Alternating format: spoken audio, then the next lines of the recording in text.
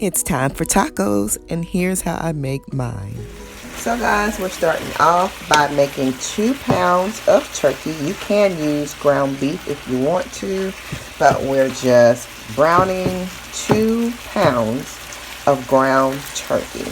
So just getting that all chopped up now. Once it gets all brown, I'll come back. Before it gets quite brown, I'm sorry I meant to say this, but I add in about 1/4 of a cup of onions and just chop them real fine. Like Isaiah doesn't like big chunks of onion. He's not a big onion fan, so I kind of shred them just really little. You can even do them finer than this if you want to, almost like a shredding, grating type of onion chop, but this is going to be fine for today. So once I get that incorporated, I take my little grinder here, and this is from Pampered Chef, and I grind it up really good because it's not totally done yet. It's not brown through and through.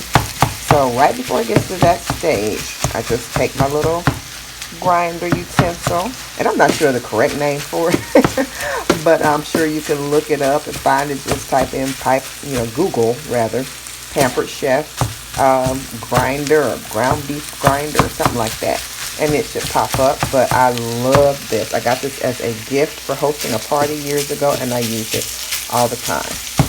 So it grinds it up really good, and you don't have to stand there chopping the whole time like with a little fork or something. So this grinds it up much better, and it gets the onion in there too. So you guys, before putting in the taco seasoning, I'm going to go ahead and use this McCormick sea salt, black pepper, garlic seasoning. And I'm going to put in about 1/2 teaspoon, and that's just going to give it some extra flavor. And there we go. I actually put it in close to a teaspoon. But it's just going to give it a little bit more flavor along with the taco seasoning. I'm about to put that in a second, along with 1/4 teaspoon of garlic powder. And for 2 pounds of the ground turkey, I use Casa Mamita, and this is an Aldi brand, but it's very good. Taco seasoning mix, and this is the original one, and I also use 25% less sodium one. It's more potent, just a little bit more potent with flavor. So I use these two mixed together. I've already put in the original seasoning mix, so now I'm going to do the 25% less sodium taco seasoning mix. And I've already put about 1/2 cup of water in there.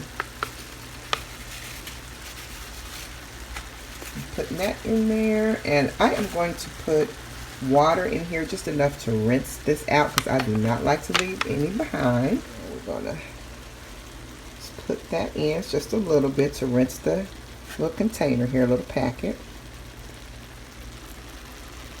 And now we're going to stir all of that goodness in together. And just because I like a little bit extra seasoning, I add, and you don't have to do this, but I add almost 1/2 pack more of seasoning.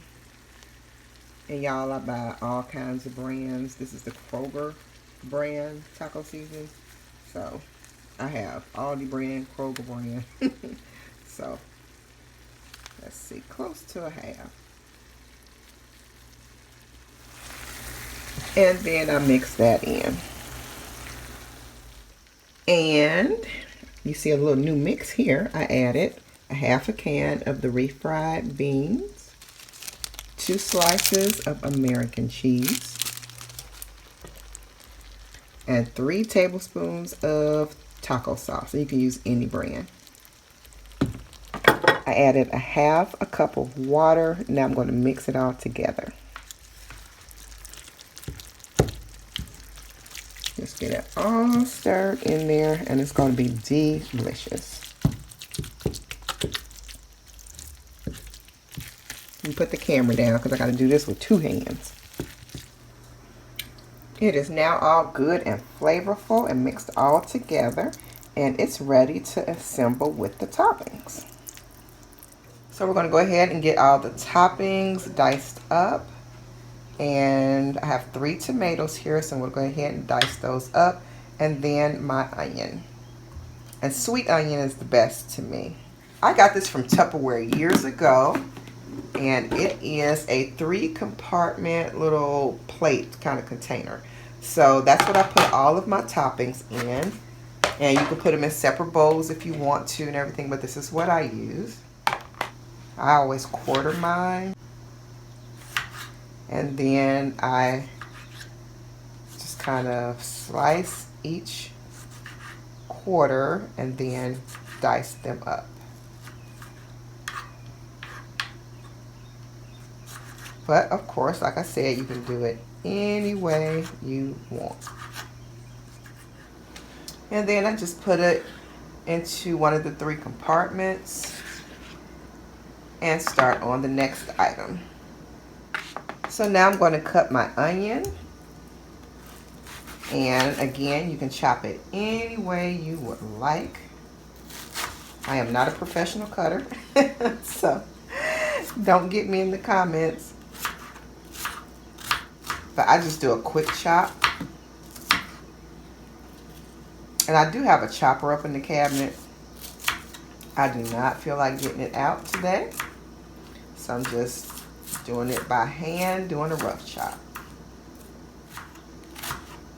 And you can, now y'all know I've been watching Food Network and Cooking Channel forever. You can do it like this, do it like this. And that's actually the best way. So I guess I better not be lazy and just go on and cut it the proper way. So there's the little dish there again.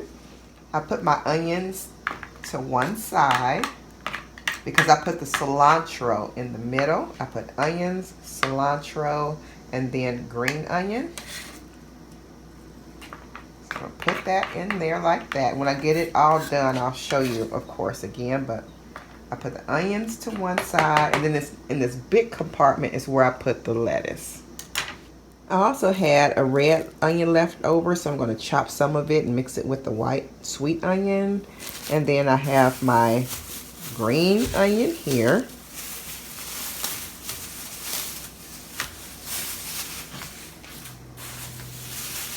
Along with my cilantro. And you know what? I'm going to move the onion, the white onion, to the middle and put the greens, both the greens, on the sides. I'm going to cut them in half, stack them, half again, and I can't get this all together, so I'm just going to start rough chopping. So I have rinsed and now am patting dry my cilantro. I absolutely love cilantro in several dishes.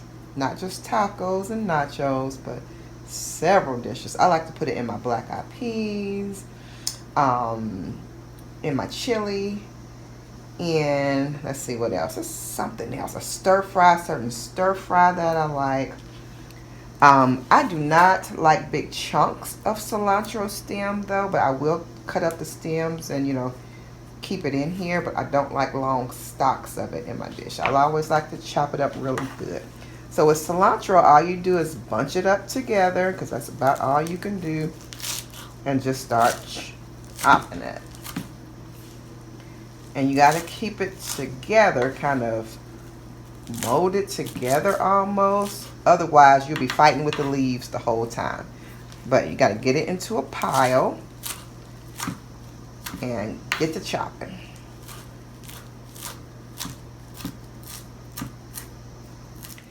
And here is my lettuce. I usually buy a whole lettuce for the most part. I like to deal with the whole lettuce. Always wash off and check your lettuce as well as all of your other produce. Sometimes little buggers get in there, but if you rinse it off good and, you know, look through it, you should be good to go. And here is everything all cut up. Let me show you guys. So there it is. You see the tomatoes to the top left, then you have the green onions, and then the white onions underneath in the middle, and the red onion on top. Cilantro is on the right up top, and then a full big section of lettuce. So that's there. And also, when you are working, remember to get a garbage bag. Just put everything in. So I have my little tomato butt ends and peels from the onions and the outer skin from the lettuce and the butt end of the lettuce. All the garbage pieces go in one bag. So when I'm done, I can just throw it all away.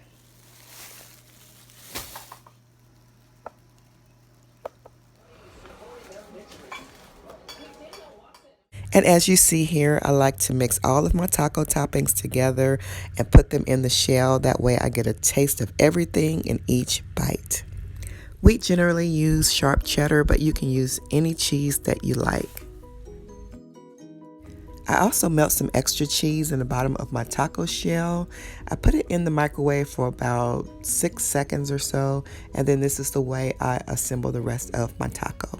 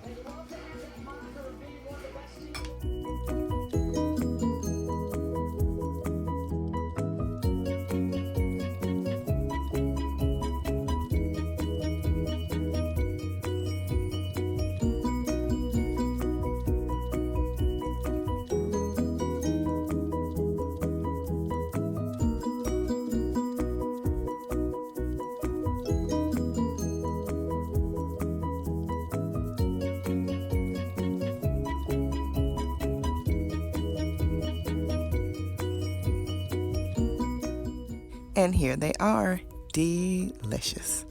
Enjoy.